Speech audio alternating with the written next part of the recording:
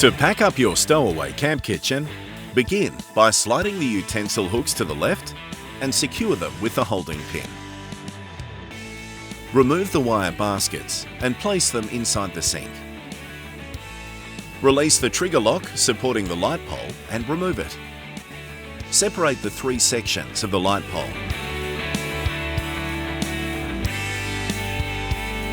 Fold down the lid of the stowaway and secure it closed with the holding clips. Remove the wire shelf from below and put to one side. You can now lay the camp kitchen upside down. Release the angle braces and fold down the legs at the sink end, followed by the legs on the side shelf.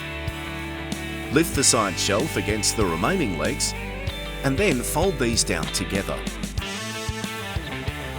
securing them with the holding clips. Place all components in the carry bag and zip it up. Your stowaway pack-up is now complete.